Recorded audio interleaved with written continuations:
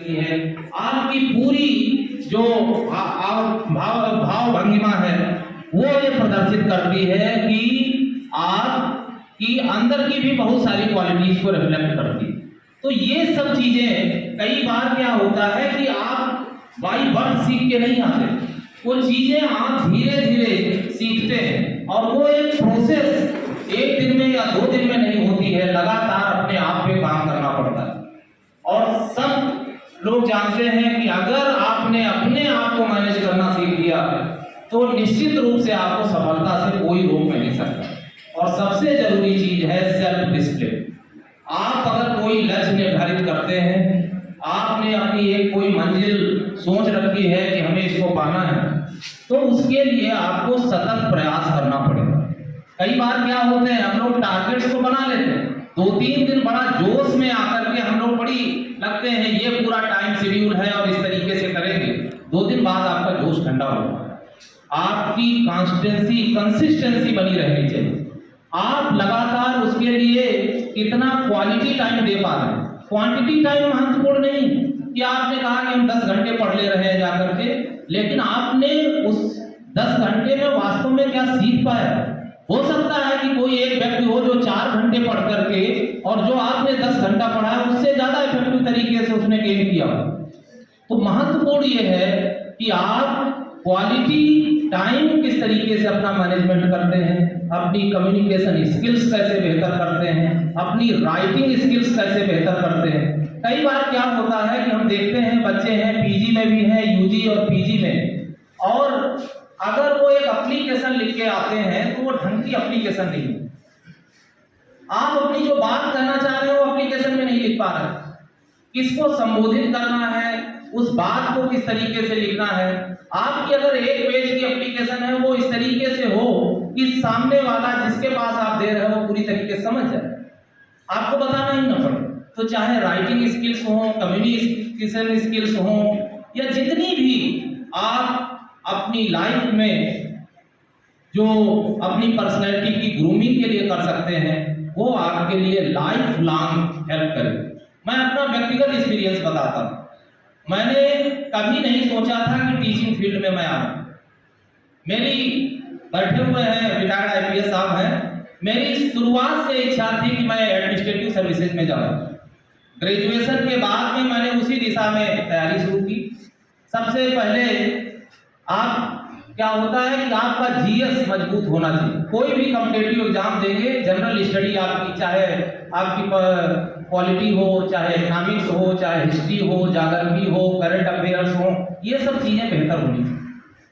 MSc physics से किया Lucknow university से, और उसी के साथ में था कि सिविल सर्विसेज की तैयारी हो।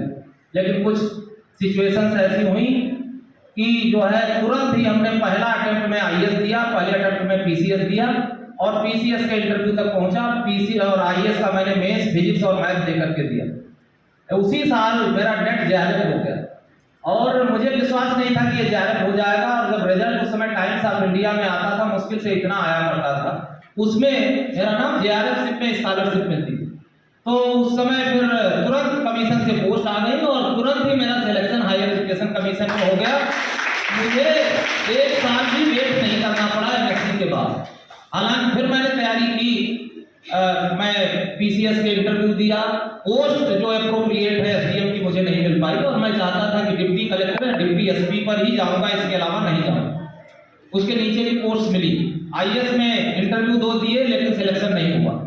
लेकिन वो जो मेरी तैयारी कॉम्पिटिशन्स की जो मैंने तैयारी की थी, चाहे हिस्ट्री हो, ज्योग्राफी हो, पॉलिटी हो, करंट अफेयर्स हो, वो मेरी पूरी लाइफ को आज भी मेरे काम आती है। कहीं पर भी अगर मुझसे कोई बात करता है देश की हिस्ट्री के बारे में, ज्योग्राफी के बारे में, इकोनॉमिक अफेयर्स के बारे में, तो मेरी समझ है।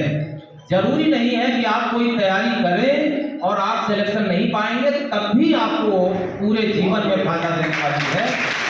और उसका फायदा हालांकि 15 साल बाद मिला।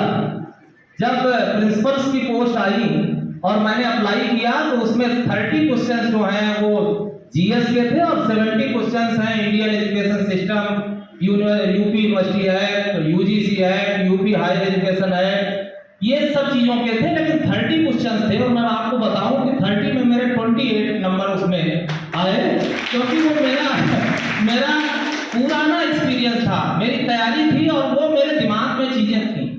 तो कहने का मतलब ये है कि मैं अपनी प्रशंसा नहीं कर रहा, मेरा केवल ये कहने का मतलब है कि आप जो तैयारी करते हैं, भले ही आप उस कंपटीशन में सेलेक्ट ना हो, लेकिन वो आपके जीवन में निश्चित रूप से आपके व्यक्तित्व को निखारने में, आपके व्यक्तित्व निर्माण में सहायक होती है। पुनः मैं सभी जितने छात्र हैं, इसमें बीएड के भी छात्र हैं, बीएससी के भी होंगे, बीकॉम के भी होंगे, बीए के भी हैं, सभी लोग अपने ऐसे पड़ाव पर हैं जीवन के, जो आप साल 2 साल के बाद में कैरियर निर्धारण की दिशा आपकी तय हो चुकी है। आप अपने लक्ष्य को प्राप्त करने के लिए कंपटीशंस की तैयारी करेंगे। ग्रेजुएशन के बाद में आप, और कंपटीशन इतना आसान नहीं है। आप देखिए पूरे देश की आबादी 140 करोड़ और उसमें युवा आबादी लगभग 60 से 65%, और उसमें भी कंपटीशन देने वाले आप चाहे आईएएस या आईपीएस के एग्जाम्स देखिए, आपके 10 लाख कम से कम एस्पिरेंट होते हैं और पोस्ट मुश्किल से 1000 के आसपास हो। तो आप एप्लीकेंट्स का देखिए, 10 लाख के आसपास अप्लाई किए, उसके बाद में प्री में सेलेक्ट हुए, और उसके बाद में जो पोस्ट हैं 1000, उसके 3 गुना इंटरव्यू के लिए बुलाए जाते हैं, उसके 10 गुना मेंस के लिए सिलेक्ट होते हैं। तो कितना टफ कंपटीशन है। और आप मान लीजिए 10 लाख को छोड़ दीजिए, 10 लाख हैं बच्चे, लेकिन कम से कम 1 लाख बच्चा ऐसा है, 60-70 हजार ऐसा बच्चा है जिनके बीच नेक टू नेक फाइट।